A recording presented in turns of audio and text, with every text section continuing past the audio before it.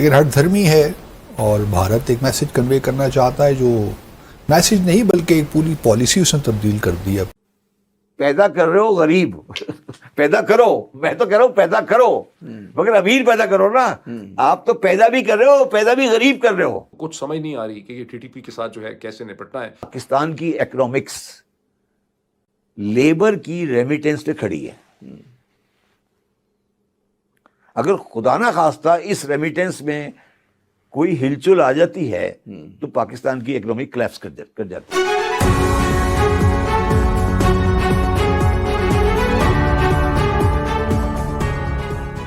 Bharat court of arbitration کو بھی نہیں مان رہا, وہ نیوٹرل ایکسپرٹ کو بھی نہیں مان رہا, جو کہ آرٹیکل 9 میں دیا ہوا ہے differences and dispute settlement mechanism, اس کو بھی وہ نہیں مان رہا کیونکہ اس نے بینس پہ رکھ دیا ہے.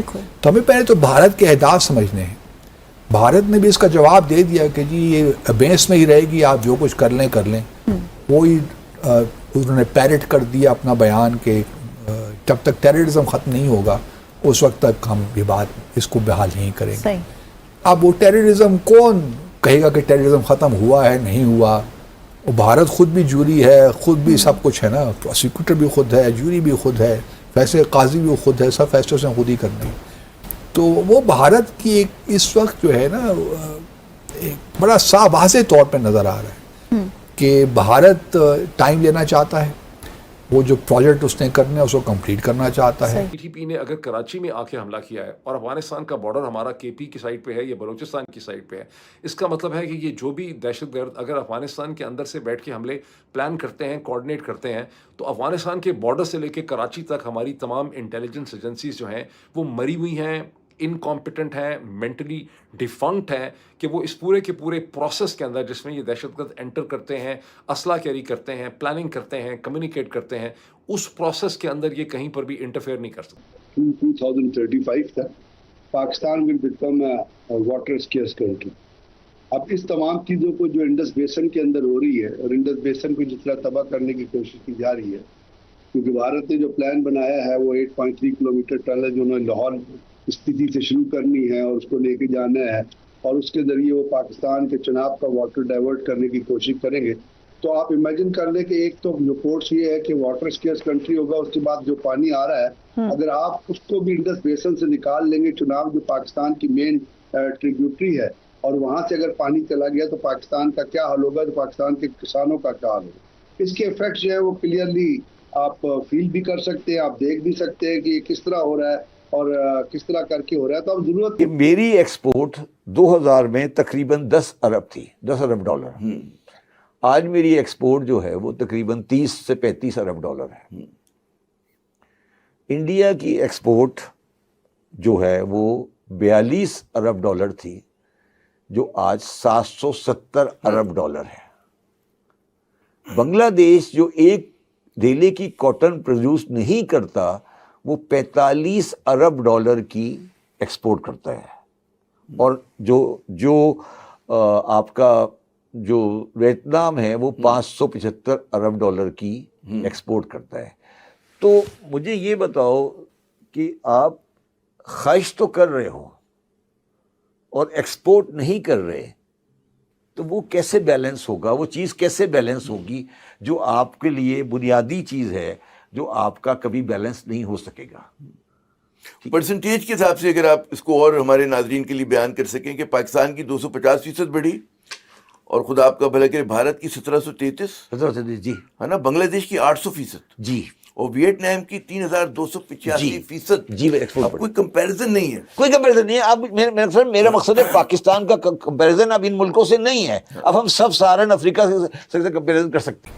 جو لوگ یہ باتیں کرتے ہیں نا کہ بھارت نے عالمی قانون کی دھجیاں اڑا دی ہیں, وہ ہم سب جانتے ہیں.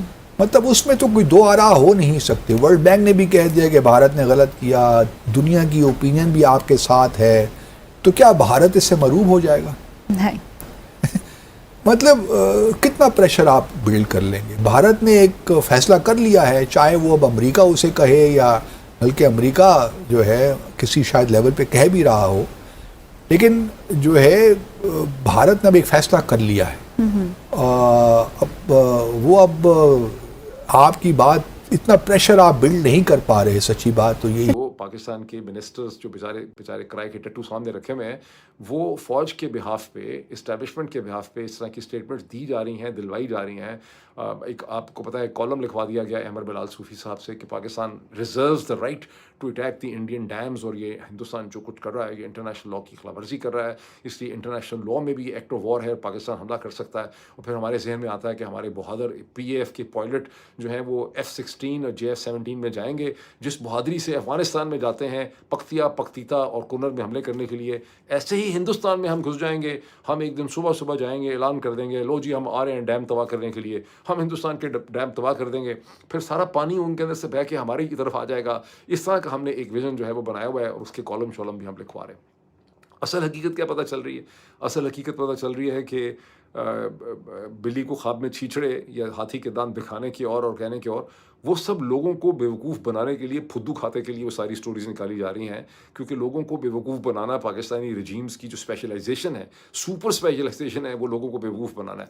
असल हकीकत क्या है? ये तरले मिन्नतें कर रहे हैं हिंदुस्तान के कि हमारे साथ एक नेगोशिएशन खुदारा खोल लें, इसलिए ट्रैक 2 में भी जो लोग जा रहे हैं वो सारे के सारे GHQ का मैंडेट लेके जा रहे हैं, और वहाँ उनके हाथ जोड़ रहे हैं, तरले मिन्नतें कर रहे हैं कि किसी तरह से दिल्ली सरकार को कहें कि हम पे रहम करें और हमारे साथ कोई डायलॉग का प्रोसेस जो है वो खोल लें। ये असल हकीकत है। अब दोनों चीज़ों को जोड़ दें, अफ़गानिस्तान के साथ इनकी दीदा दलेरी देखें, हिंदुस्तान के साथ इनके हाथ जोड़े हुए मिन्नतें तरला ग्रुप इनका जो है वो आप इनकी सूरत हाल देखें। इंडिया ने चिनाब के ऊपर 3 बहुत बड़े डैम बना लिए, जिनको वो ये कहते तो है कि ये जो है ये रन ऑफ रिवर डैम है, लेकिन रन ऑफ रिवर डैम के अंदर भी आपको पता है कि वाटर स्टोरेज की कैपेसिटी होती है, और उसको 2 तरीके से रिलीज किया जाता है।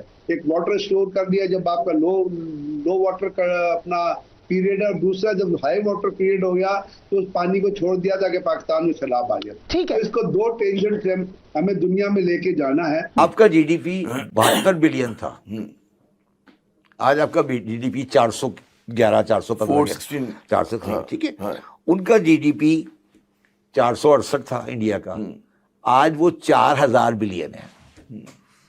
4000 1 ट्रिलियन 782% इजाफा है। 782% इजाफा है। अब अगर चनाब का पानी ब्यास में जा रहा है तो वो भारत कर ही नहीं सकता। वो टनल जो बना रहे हैं वो बिल्कुल गैर कानूनी है, लेकिन अब कानून से बात नहीं होते। कानून, international relations is full of गैर कानूनी चीज़ें, ठीक है।